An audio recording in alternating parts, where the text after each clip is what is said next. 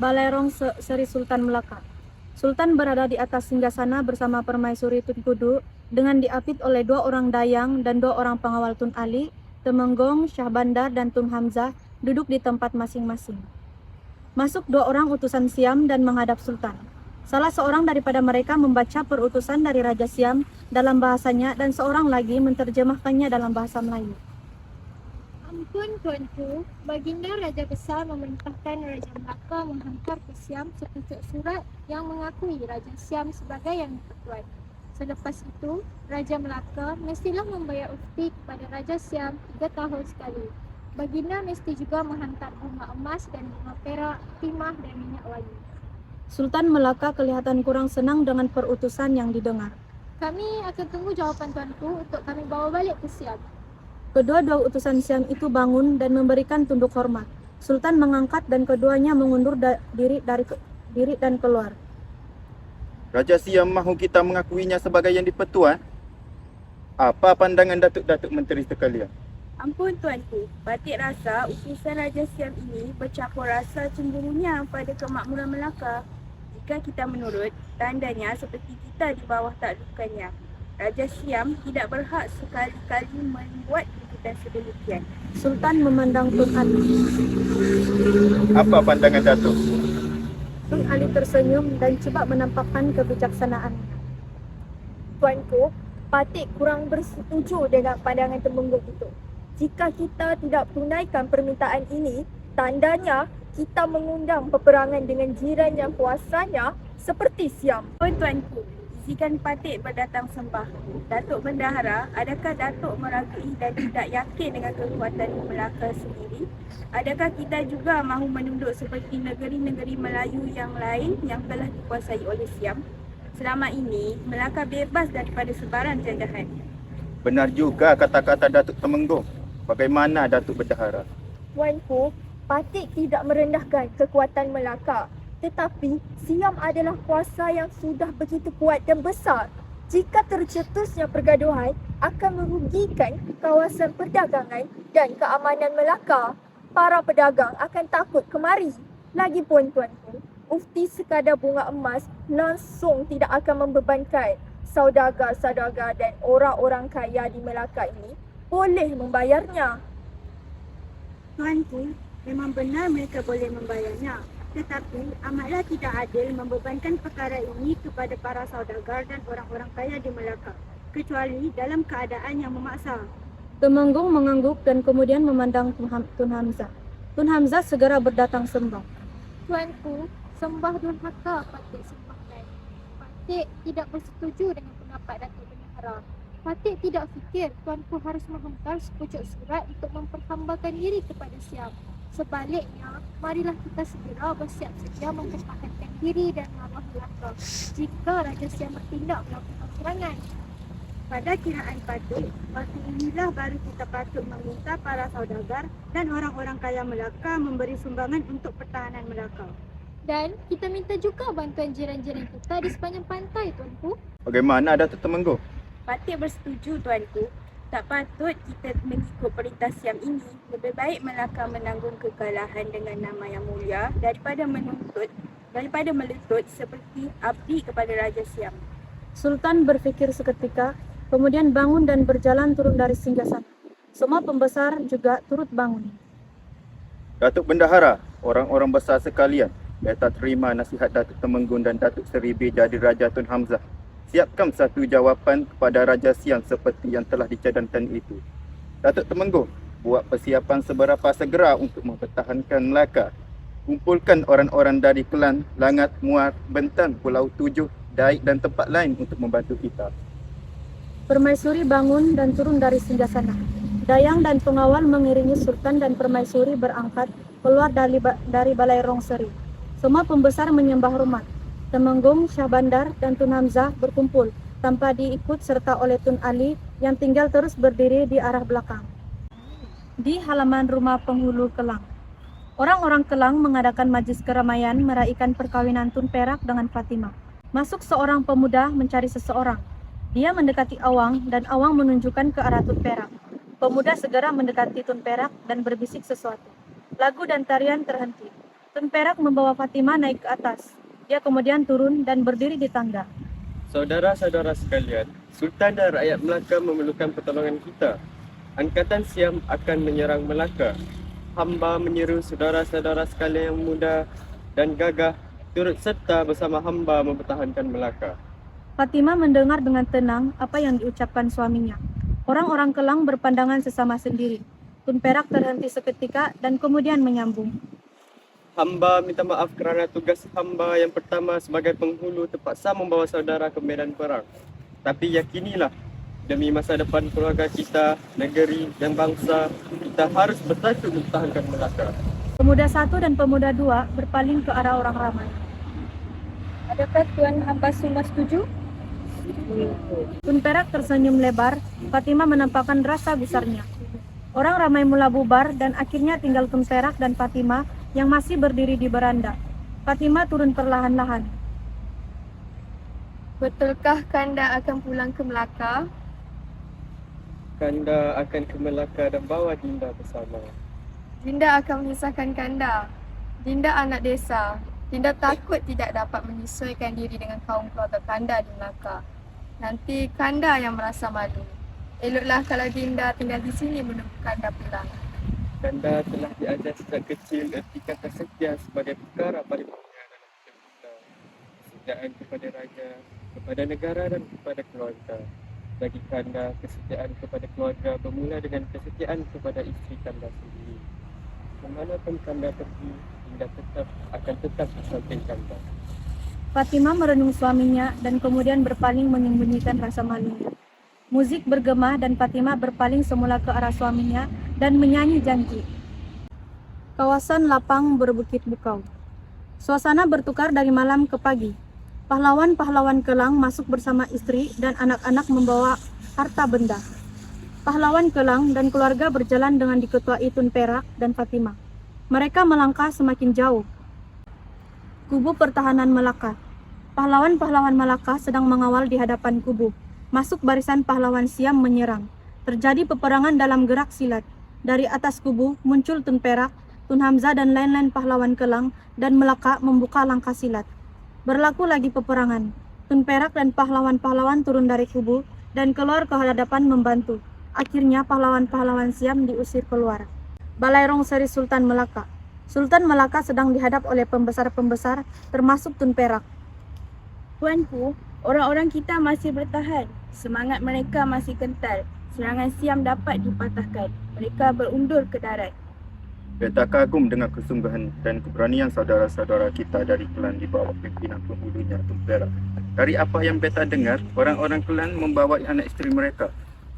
Itulah yang sangat menyulitkan tuanku. Patik rasa elok saja isteri dan anak-anak orang Kelang itu dihantar pulang. Kita kan dalam peperangan. Ya, beta ingin tahu mengapa Datuk bertindak sedemikian. Mempertaruhkan nyawa keluarga dalam pertempuran. Ampun tuanku, adapun orang-orang Patik dari Kelang itu berperang dengan gagah berani, bukan hanya kerana mempertahankan ke bawah duli tuanku dan bumi Melaka ini. Akan tetapi, mereka itu juga sebenarnya turut mempertahankan keselamatan isteri dan anak-anak yang ada bersama-sama mereka. Ampun tuanku. Datuk memang bijak. Bagaimanapun kebijaksanaan seperti ini tidak diperlukan oleh orang-orang di Kelang. Beta harap bila peperangan ini selesai, biarlah Datuk terus menetap semula di Melaka. Menjunjung tinggi tuanku. Sultan tunduk dan Muhammad Nazim bermohon diri. Tiba-tiba keadaan menjadi gempar dengan kemunculan awak. Ampun tuanku, maafkan Patik mengapa begini. Kapal Siam sedang menuju ke pantai. Mereka datang dari selatan. Kapal Siam menghampiri pantai, jangan sesekali benarkan mereka menjejaki Melaka. Baik, Datuk. Tun Ali segera berdatang sembah.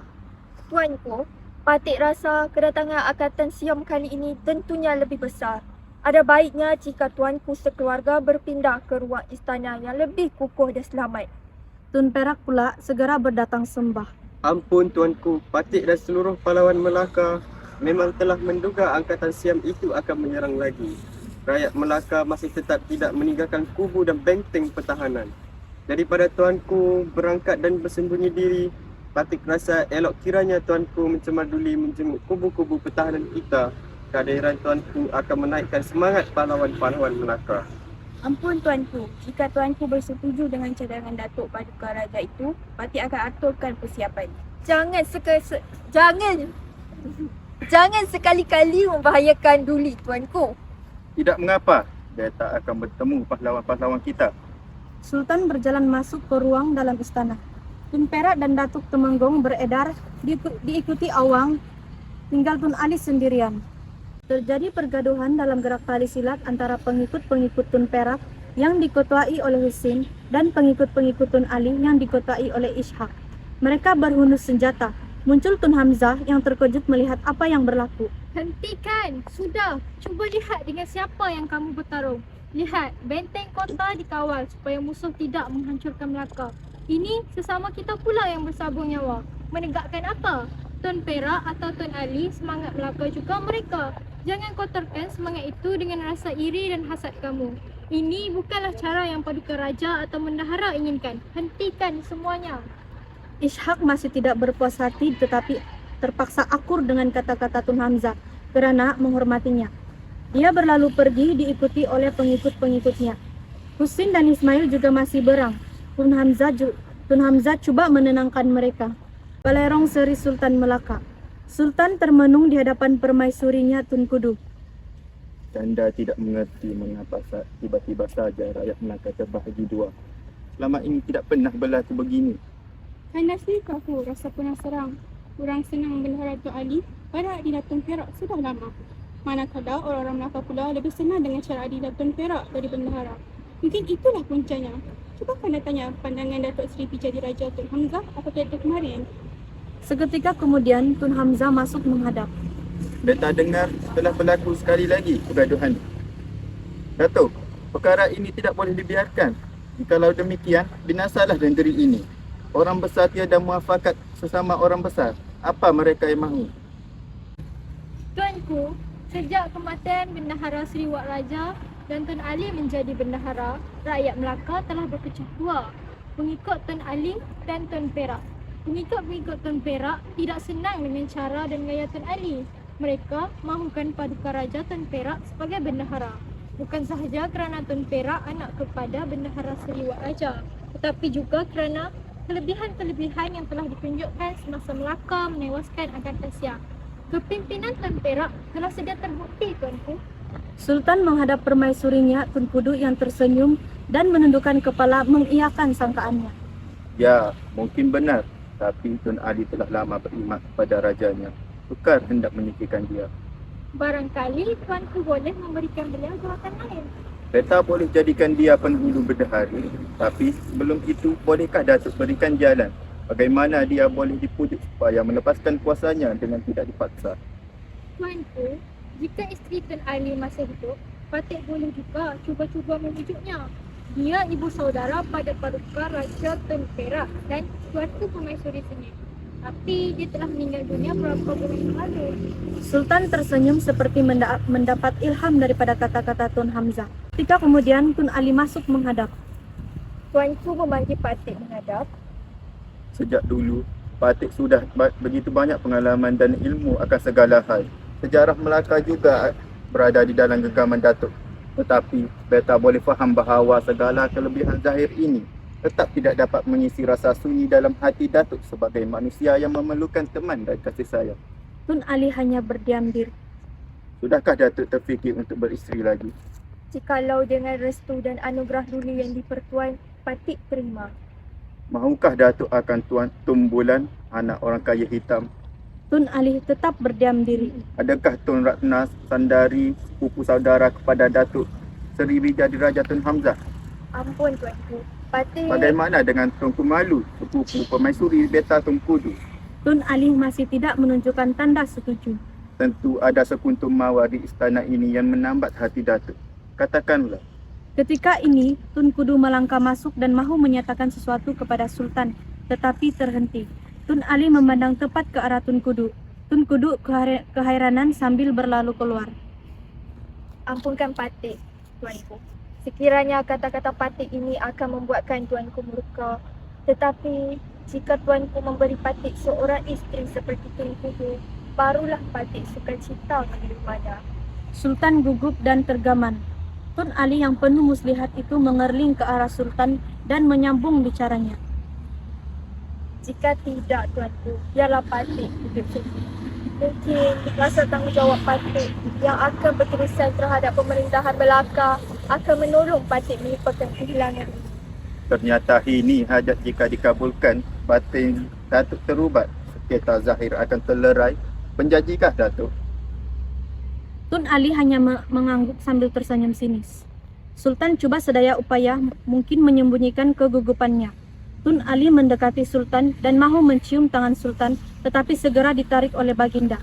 Sultan bergegas keluar meninggalkan Tun Ali yang tersenyum puas. Adinda turut berduka melihat kesedihan yang Kakanda tanggung ini.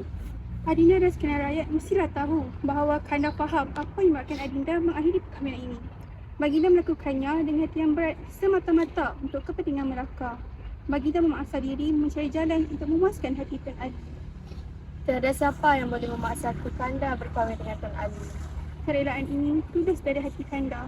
Pengorbananku untuk Sultan dan Melaka bukan sahaja kerana Tun Ali akan setuju melepaskan kuasa bendaharanya apabila akan berkahwin nanti.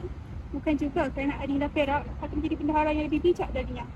Tetapi yang paling utama ketika ini adalah untuk menamatkan perpecahan rakyat Melaka. Kanda Tun Kudu, sekalipun Dinda tidak berjawatan bendahara, setia dan kasih Dinda tetap pada Raja dan Bumi Melaka.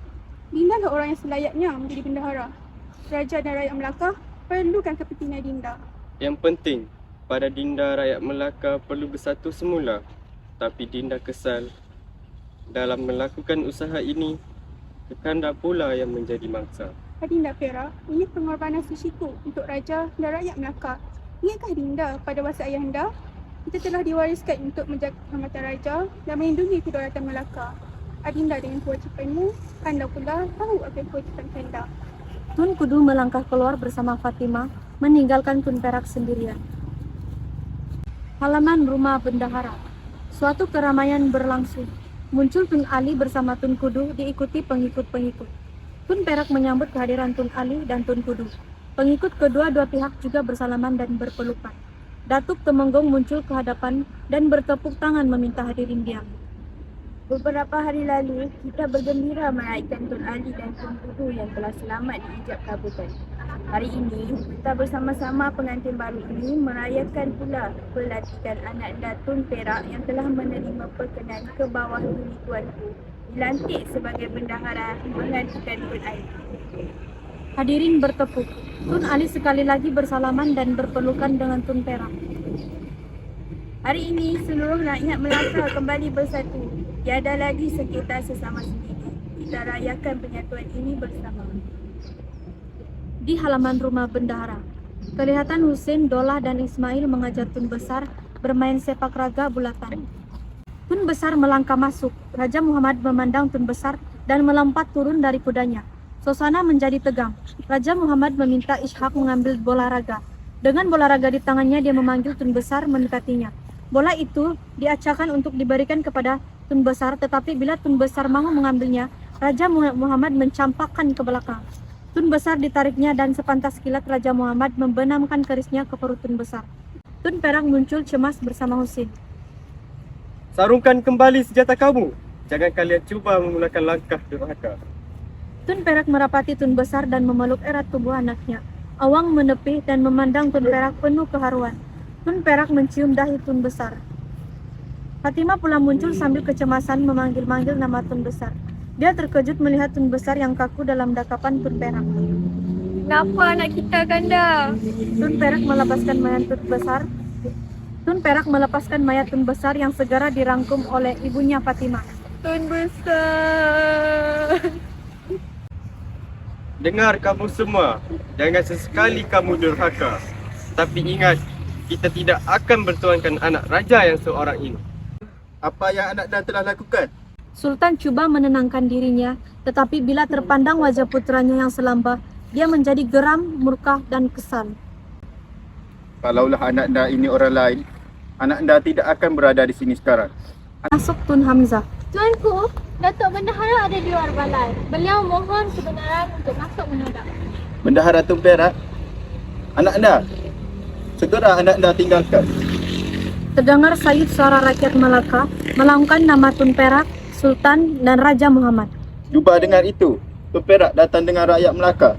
Pastinya untuk menuntut keadilan atas perbuatan anak anda. Tinggalkan balai ini segera. Raja Muhammad ketakutan dan segera meninggalkan Balai Rongseri. Datuk Temenggung, persilakan Datuk Bendahara masuk.